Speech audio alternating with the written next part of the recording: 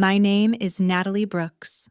I am 29, and the night my mom went on X to congratulate me for finally moving out, I was sitting on the floor of my new studio apartment, eating cold takeout straight from the box.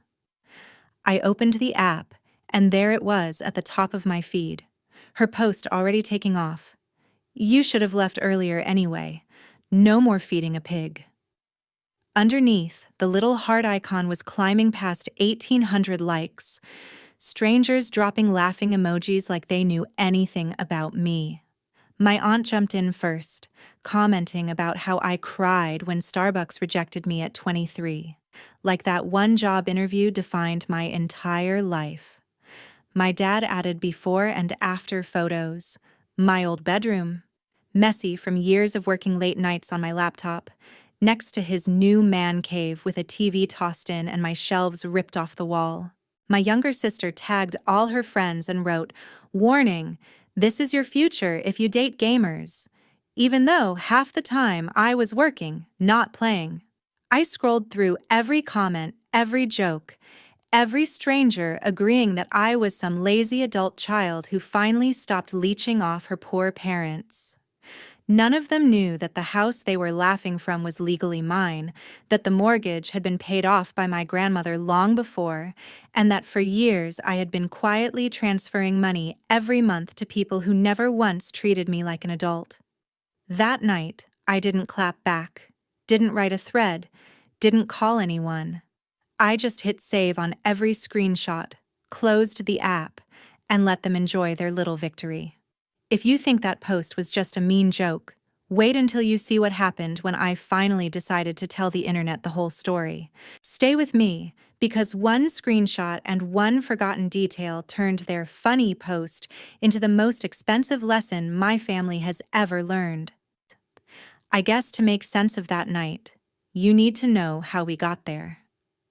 I grew up in a beige 2-story house in Aurora, just outside Denver. The kind of neighborhood where every driveway has the same cracked line down the middle, and every neighbor has seen you mow the lawn in pajamas at least once. My grandmother bought that house long before I was born and paid it off with decades of nursing shifts and double overtime. When I was 22, she passed away, and a few weeks later, we sat in a cramped attorney's office while he read her will. That was the first time I heard my full name said like it meant something important. The house, the one my parents had called our home, my entire life, was left to me. Not to my mom, not to my stepdad, to me. The lawyer even explained why in this slow, careful voice. My grandmother did not trust Gary with money. He had a history of borrowing and never quite paying people back. She loved my mom, but she wanted one person in the family to have something nobody could take away. I remember my mom, Sandra, going pale for a second and then smoothing her face over, like she had decided right there to pretend this was no big deal. Gary laughed it off and said it was all in the family anyway, like paperwork was just decoration.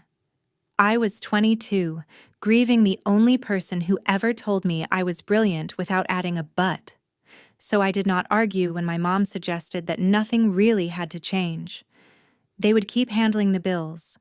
I could stay as long as I needed, while I figured out my life, and we would just go on. Then, a few months later, she slid an envelope across the kitchen table and called it a grown-up move. She told me I should start contributing $400 a month toward the house, to help with utilities and groceries and teach me responsibility. On paper it sounded fair, and I was working part-time as a barista while trying to land a real job, so I agreed. The part nobody said out loud was that I was now paying rent for a house that was legally mine, while the adults who always complained about money lived there for free. Around 23, I had my big failure moment that my Aunt Denise loved to bring up online.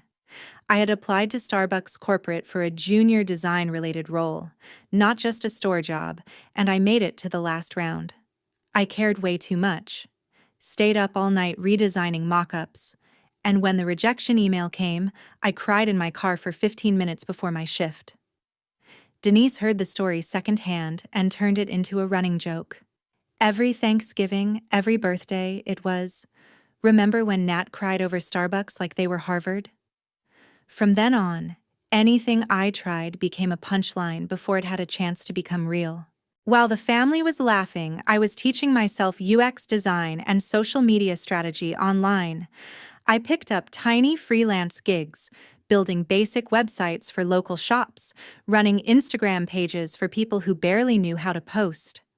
I would sit at my desk in my messy room until 2 in the morning, tweaking wireframes and scheduling campaigns while everyone thought I was gaming. When I mentioned a client call, my mom would say, "So, another pretend job?" Gary would ask if I had applied at the warehouse yet, so I could get a real paycheck. My sister Lily would roll her eyes and tell her friends, right in front of me, that I just stays in her room playing with Canva.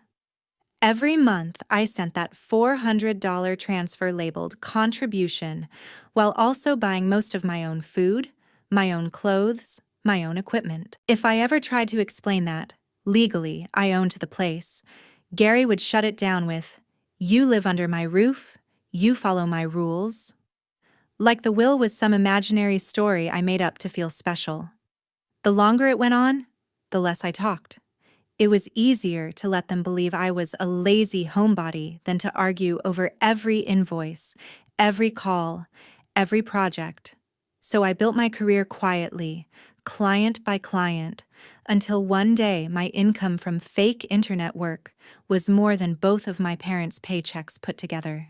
And still, at dinner, I would hear them complain about adult children leeching off their parents these days, while they sat in the living room my grandmother had left to me, watching a TV I had helped buy, under a roof my name was printed on in county records.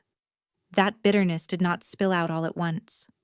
It just settled in, layer by layer, like dust in the corners of my room, waiting for the day someone finally opened a window and saw how much had built up. The thing about building a life online is that nobody outside your laptop really believes it is happening until it hits them in the face. For a while, my fake internet work, as Gary liked to call it, looked exactly like what they accused me of. Long hours in my room, messy desk, headphones on, dishes stacked on the floor when I was on deadline. But little by little, those tiny gigs turned into retainers. A coffee shop I did a logo for recommended me to their supplier. Then that supplier recommended me to an e-commerce brand. And suddenly, I was redesigning product pages at 2 in the morning while my family complained I was always holed up like a teenager. I went from begging clients to pay me $300 for a full website to charging $1,500 for a UX audit and having them say, "Is that all?" I remember the first month I made more than my mom and Gary combined. I stared at the number in my banking app, then walked into the kitchen and poured myself cereal, while my mom told Lily that nobody wants to work hard anymore. Kids just want to be influencers. They had no idea the girl they thought was playing around on Canva was paying quarterly taxes and setting money aside for retirement. Around that time, I started dating Marcus. We met through a friend of a friend at a barbecue, and he liked that I was creative. He sold trucks at a dealership and wore fitted shirts, and watches he could not really afford. On our third date, when he asked where I lived, I told him, "I live with my parents in Aurora," and watched his face do that quick flicker before he forced a smile. I did not add that the deed was in my name. It sounded unbelievable even to me sometimes, like I was bragging. When he came over the first time, my mom put on her nice voice and asked him 100 questions about his job. Gary joked that maybe Marcus could talk some sense into me and get me to apply at the warehouse. Lily rolled her eyes and told him, "She's been trying to be a designer for years, it's cute." I laughed it off, changed the subject, and later apologized to Marcus for the circus.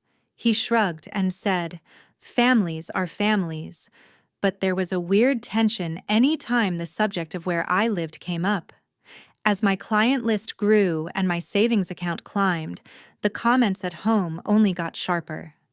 If I worked late, my mom would say she was so tired of cooking for a grown child who doesn't even leave the house. If I made my own food, she complained I was eating separate like a stranger. Gary loved to complain about utilities, saying my computers must be running the bill up, then turn around and blast the TV all night. Every month, $400 left my account to help out, and every month at least one of them made a joke about how generous they were for letting me stay. I started tracking everything, partly because I needed it for taxes, partly because it was the only way to stay sane. I had spreadsheets for client invoices, income projections, what I spent on software and gear, and one quiet tab labeled House, where I added up every contribution payment since I was 22. One night, after a fight where my mom called me ungrateful for not emptying the dishwasher fast enough, I sat on my bed and looked at that number at the bottom of the column. It was tens of thousands of dollars.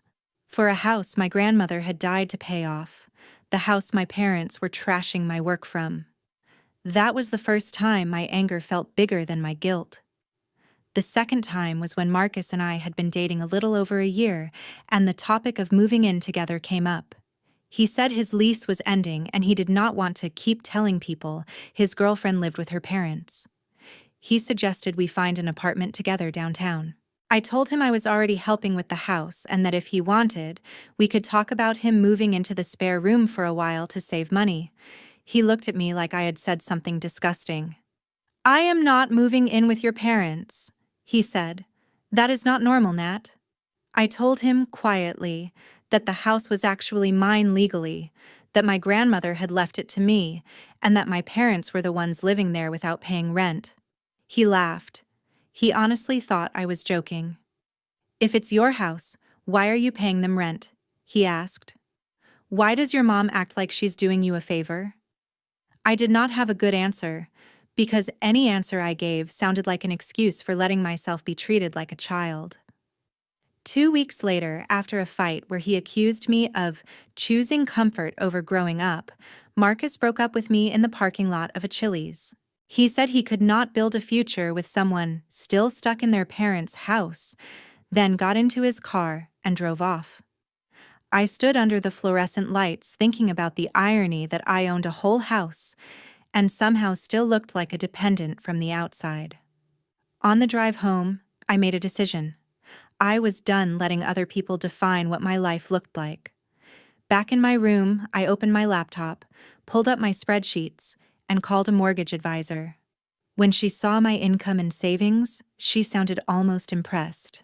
We talked about condos near downtown Denver, neighborhoods with coffee shops and co-working spaces where my work would not be the punchline of a joke. Within a few months, after a blur of viewings, paperwork, and digital signatures, I had an accepted offer on a small studio with big windows and a view of the city lights. I did not tell my family a word until everything was final. On the day of closing, I signed the last document on a little tablet, got handed a key, and drove over alone. I stood in the empty space listening to the echo of my footsteps, and for the first time in years the quiet felt like freedom, not failure. That night I drove back to Aurora knowing I was no longer trapped. I packed my things in labeled boxes, stacked them by the door, and circled a date on my calendar for the move. My mom still complained about feeding a grown child. Gary still told people I was playing on the computer. Lily still joked about me being a gamer.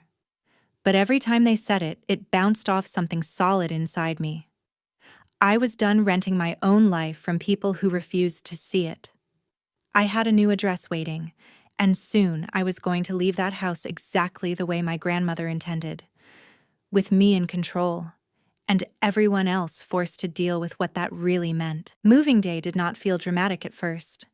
It just felt like a Saturday, where everyone woke up already annoyed at each other. I had been packing quietly all week, folding my life into cardboard boxes in the corner of my room, while my mom complained about tripping over them and Gary grumbled about clutter. That morning, I came downstairs with my keys hooked on my finger and told them, as calmly as I could, that the movers would be there in an hour and I would be out by tonight.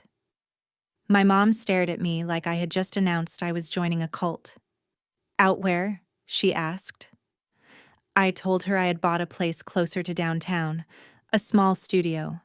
Nothing crazy, but mine. She blinked a couple of times and then laughed. This light, disbelieving laugh that made my skin crawl. "With what money, Natalie? You don't even have a real job." Gary chimed in from the couch without looking away from the TV, saying it was about time. I learned what real bills felt like, and that I would be crawling back once rent and heat hit me at the same time. Lily walked in halfway through, holding her phone, and said, "You are actually moving. You're not just threatening, like, with actual movers." I nodded and she shrugged, already half amused, like she could not wait to tell her friends. When the moving truck pulled up, there was this weird shuffle of bodies at the door, everyone pretending they didn't want to watch but unable to look away. The movers carried out box after box, my monitors, my chair, the little things I had bought with money they pretended did not exist.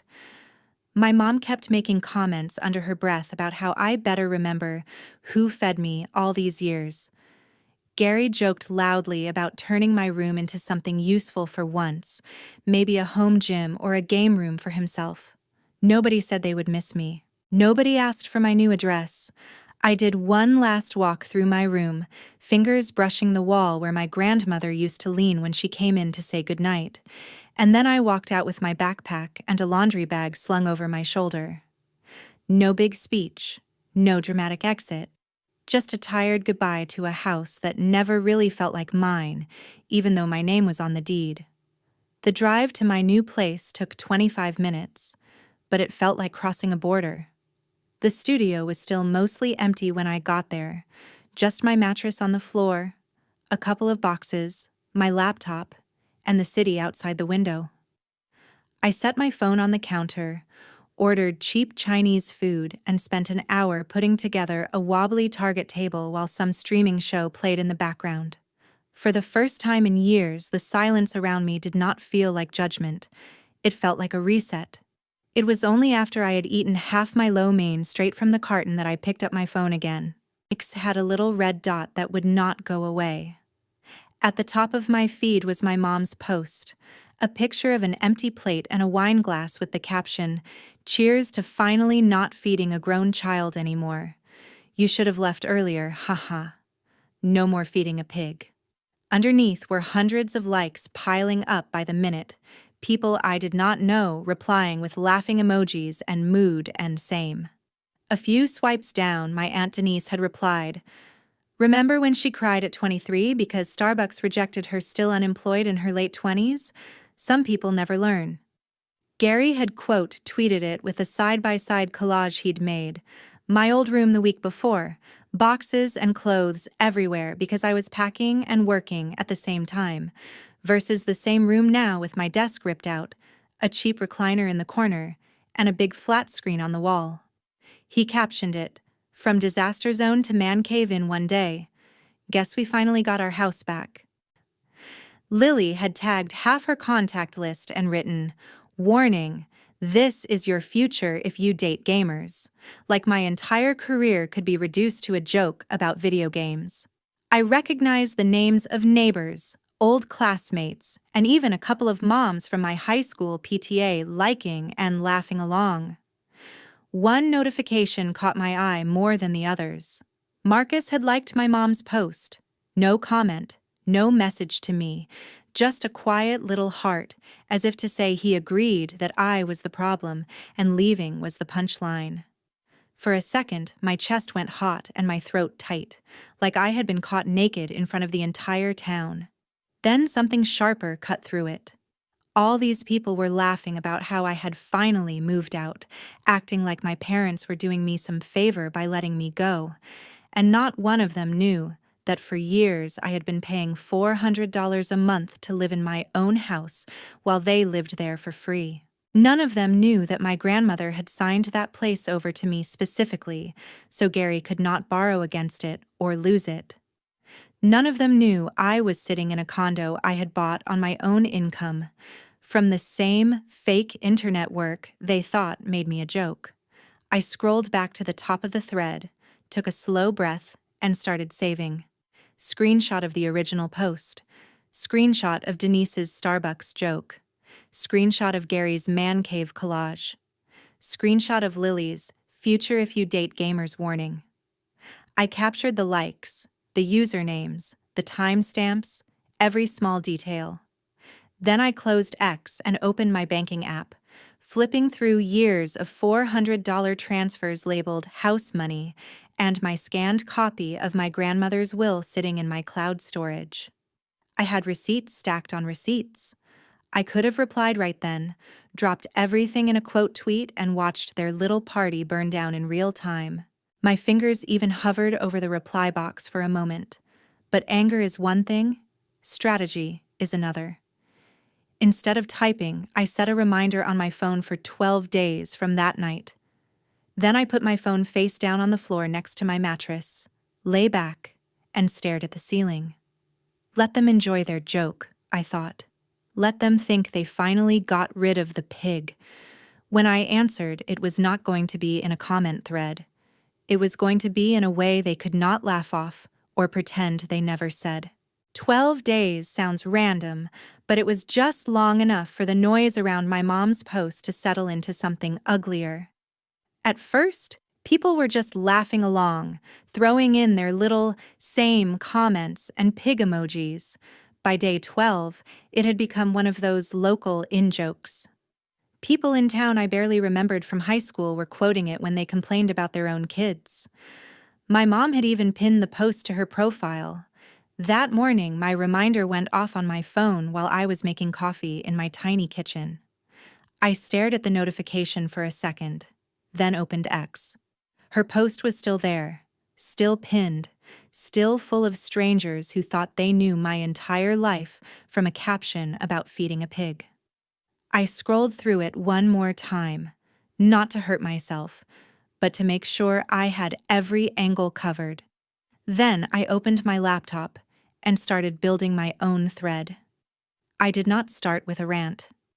I started with facts. The first image was a clean cropped screenshot of my mom's post. Same caption, same likes, same pile of laughing faces. Under it, I wrote in plain text that this was my mother celebrating that her 29-year-old daughter had finally moved out after years of freeloading.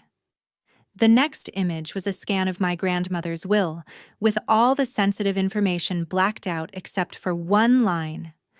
The one where my full name was written next to the words, sole beneficiary of the property located at, followed by the Aurora address. I highlighted it in yellow before exporting the file. Under that, I wrote that my grandmother had paid off that house with decades of nursing shifts, and that she had left it to me on purpose, because she did not trust my stepdad with money. Then I added a screenshot from my banking app, carefully edited to hide account numbers, showing 8 years of monthly transfers labeled house money.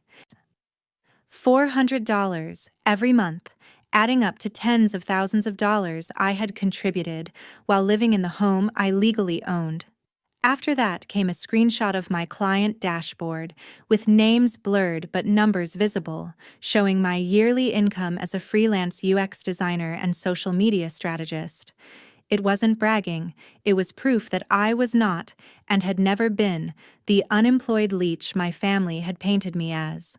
I wrote a caption that tied it all together. Nothing fancy, just the truth arranged in a way people could not ignore. I explained that the pig in my mother's joke had bought her own condo in Denver with money she earned from the same fake internet job they mocked. I explained that the room my dad turned into a man cave overnight was in a house he had never paid a mortgage on. I ended with a simple line. If you are going to drag your own kid on the internet for clout, at least make sure they are not the one who owns the roof over your head.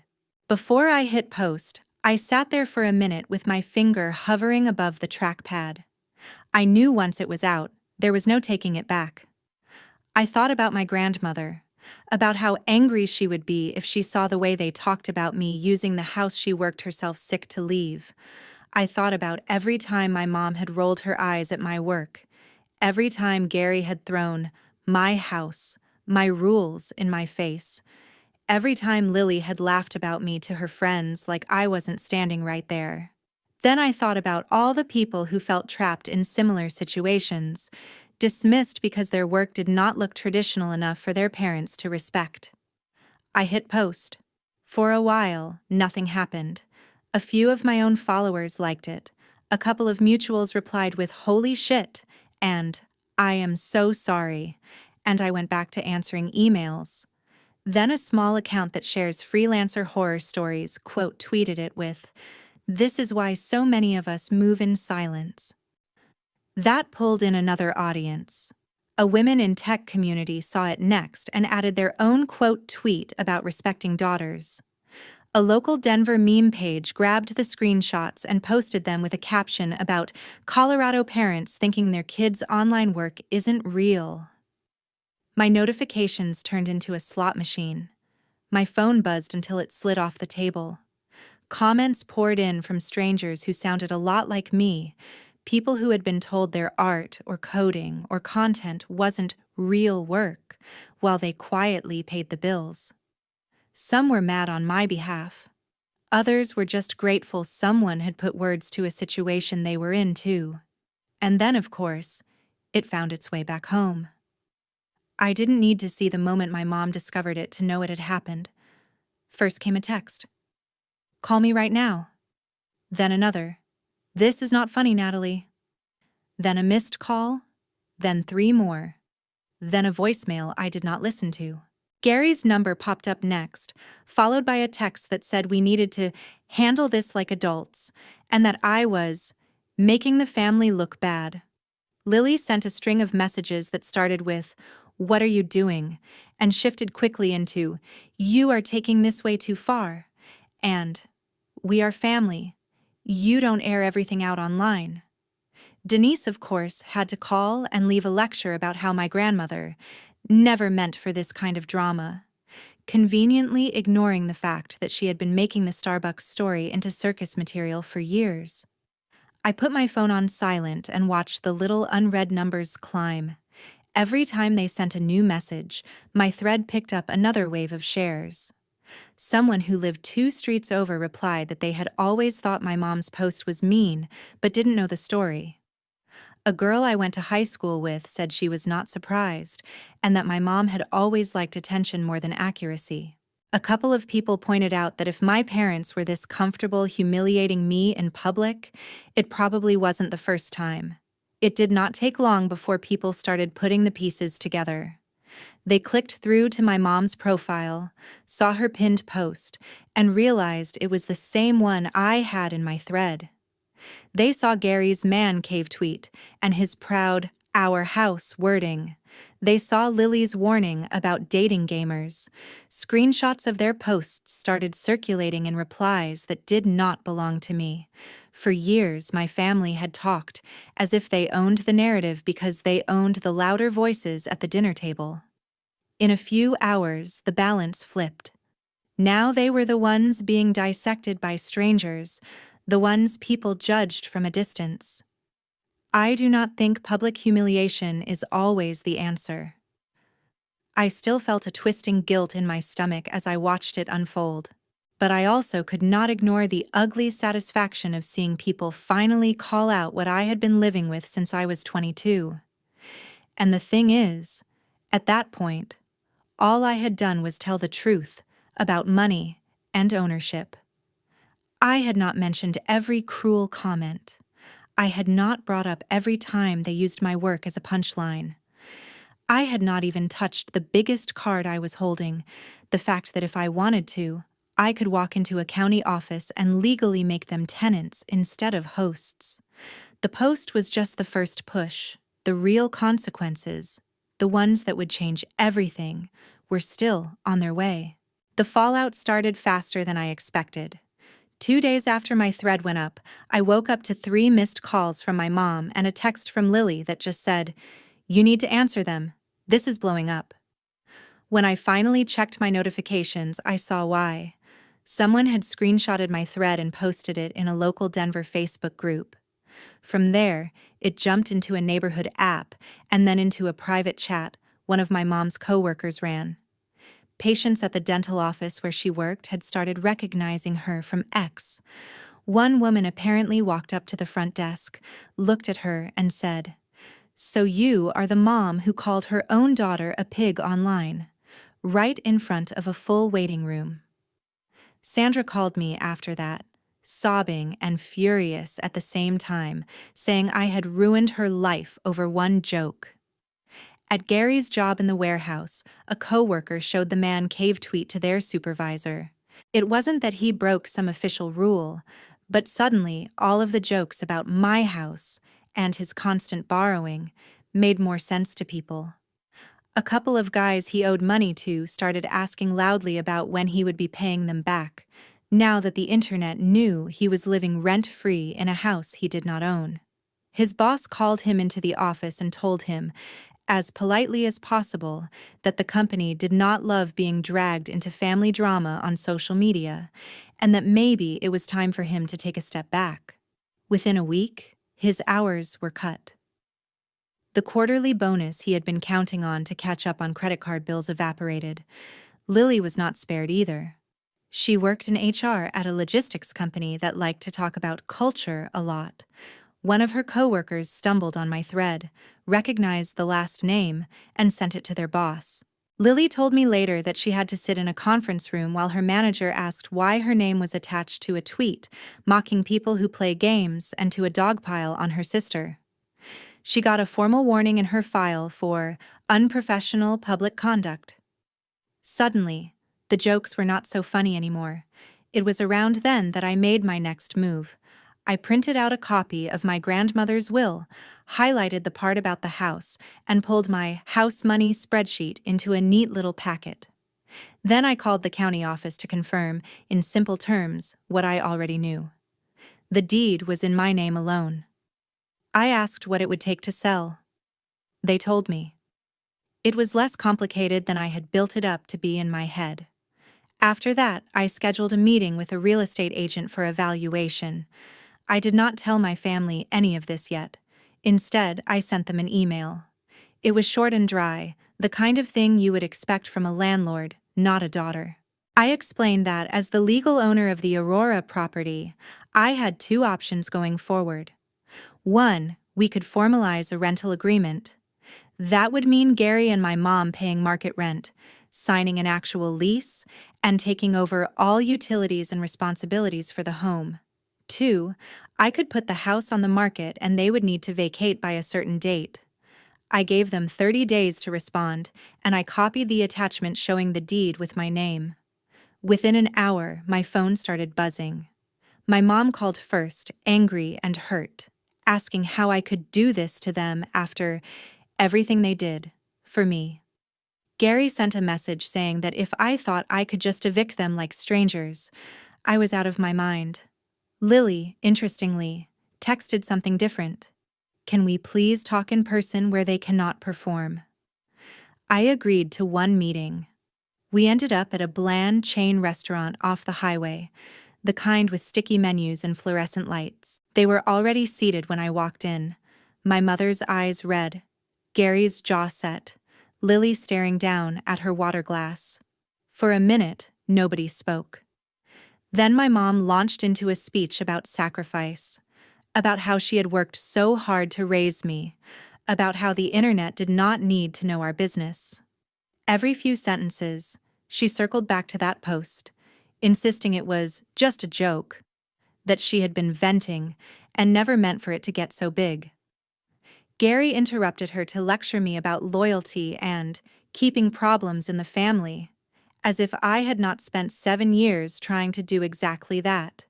When they finally ran out of steam long enough for me to speak, I didn't yell. I laid my folder on the table, opened it to the highlighted line in the will, and slid it toward them. I reminded them, calmly, that this house had been left to me by a woman who did trust me to be responsible with it. I pointed out that for 8 years I had paid $400 every month to live there, on top of my own expenses, while they lived rent-free. I told them that if we were going to talk about doing things to family, maybe we should start there. Lily spoke up then, her voice quieter than I had ever heard it. She admitted she had known about the will but never really thought about what it meant, that she had joined in on the jokes because it was easier than being the only one defending me. She said she had deleted her comments and locked her profile after my thread blew up. For the first time, she said, "I am sorry," in a way that did not sound defensive. My mom sniffed and said that did not erase the humiliation she felt at work. Gary muttered that men at the warehouse would never let him live this down. I shrugged and told them the truth. The humiliation they were feeling now was just a tiny fraction of what it felt like to be painted as a lazy freeloader in front of hundreds of people when I had been carrying more weight than they ever admitted. I reminded them that I had not revealed anything they had not proudly posted themselves. Then I brought it back to the practical.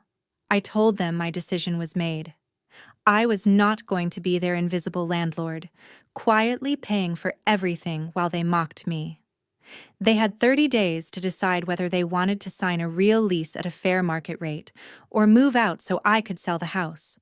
My mom started crying again, saying they could not afford full rent now that Gary's hours were cut. Gary tried to bluff, saying they would find some way to fight it in court, but the way his eyes flicked down to the highlighted will told me he knew he had no ground. Lily wiped her face and asked if I would really sell the house my grandmother had loved so much. That question hurt more than I expected. I told her I had thought about it a lot. Keeping the house the way things were felt like a second funeral for my own future. Selling it, using that money to build the business my grandmother always encouraged, felt more like honoring her than letting her hard work fund my parents' ego. The conversation went in circles for another hour, my parents bargaining and guilt-tripping and accusing, trying every tactic they had used on me since I was a teenager. In the end, nothing they said changed the math. When the 30 days were up, they had not come up with a lease agreement or a plan to afford rent. They packed their things into borrowed trucks and moved into a small rental farther out, one they could actually afford on Sandra's now reduced income and whatever work Gary could scrape together. I signed the listing agreement with my agent the next day. A few weeks later, after open houses and offers, I sat in another cramped office, signed another stack of papers, and watched as the number from the sale hit my account. It was more money than I had ever seen in one place. Years of my grandmother's labor and my own finally converted into something I could steer. I walked out into the Colorado sun feeling like I had finally stepped out of a story someone else had written for me. The house was gone, but so was the version of me who stayed quiet while everyone else laughed. What I did with that money, and what happened to my family after, would end up being the part people argued about the most. But for the first time, the next chapter was going to be on my terms. I did not go out and buy a sports car or a pile of designer bags with the money from the sale. The first thing I bought was a heavy wooden desk that did not wobble when I typed. I set it by the window in my Denver condo and turned that corner into my command center. Then I rented a small office downtown. Nothing fancy. Just 2 rooms above a nail salon with good light and cheap rent, and I put my name on the door. Brooks Studio. It felt surreal the first time a client came up the stairs and shook my hand in person, looked around at the framed mock-ups on the wall, and said, "So this is where the magic happens." For years, I had been doing the same work from a bedroom people called messy. Now it finally looked like what it always was. Real. With the cushion from the house sale, I could say no to clients who treated me badly. I could bring on a part-time assistant, a college kid whose own parents thought graphic design was a hobby. I paid her fairly, put her name on projects, and made sure she never had to apologize for working from a laptop. The story of what happened with my family did not stay contained to X. Someone posted a summary on Reddit. It made its way into a few TikTok videos, and I would occasionally hear my own words paraphrased in podcasts or group chats. I watched people argue about whether I had gone too far, whether selling the house was justified, whether calling out your parents online was ever okay. Every time it resurfaced, my follower count bumped up, and a fresh batch of messages landed in my inbox. Some were angry, usually from people who sounded a lot like my mom. Others were from daughters and sons who had grown up hearing the same jokes about being lazy, ungrateful, or still at home, even while they quietly kept everything afloat. I answered as many as I could without turning my whole life into customer service for other people's pain. I told them what I wish someone had told me at 22, that you are allowed to set boundaries with family, that they gave you life is not a blank check for them to spend your self-respect, and that work that happens on a screen is still work. My own family did not disappear. Sandra and Gary ended up in a cramped 2-bedroom in a cheaper suburb. Gary bounced between temp jobs for a while before settling into night shifts driving deliveries. My mom kept her position at the dental office but never got back the extra hours she lost. The waiting room whispers faded eventually, but the bruise to her pride lingered. For a long time, she and I barely spoke. Birthdays passed with nothing more than a short text or a forwarded meme. It would be easy to say that felt good, that cutting them off was clean, but the truth is, grief is messy even when you are the one who packed the boxes. Sometimes I miss the version of my mom who used to braid my hair before school, the version of my stepdad who grilled in the backyard on summer evenings. But missing who people used to be does not mean you owe your current self to who they are now. Lily was the first bridge back. She came to see my studio one afternoon, nervous and quiet, and stood in the doorway looking at my workspace like she had walked into another universe. She apologized again, not just for the tweet, but for every time she had joined in to avoid being the odd one out. She said my thread had forced her to look at herself the way strangers did for the first time. We are not best friends now, but we talk. She sends me job postings that might fit my clients. I send her articles about workplace boundaries. It is small, but it is real. The rest of my family still believes I overreacted. Maybe they always will. I have stopped trying to convince them otherwise. I did not tell this story so the internet would cheer when my parents struggle to pay rent.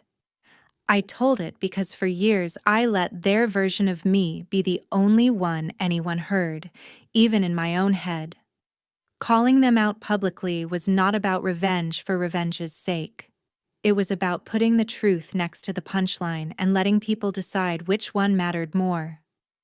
The lesson is not that you should drag your family online the first time they hurt your feelings. The lesson is that there is a cost to humiliation, especially when it comes from the people who are supposed to protect you. There is a cost to treating your child's work like a joke because it does not look like your job. There is a cost to years of small cuts, rolled eyes, and just kidding insults. One day the kid you call lazy might be the one signing the papers that decide where you sleep.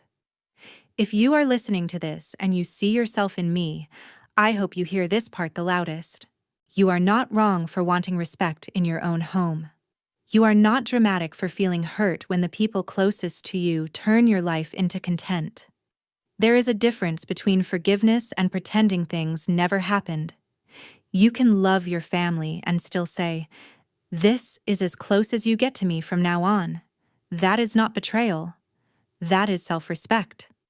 My mom's post on X was supposed to be the punchline of my adulthood. Instead, it became the beginning of a different story.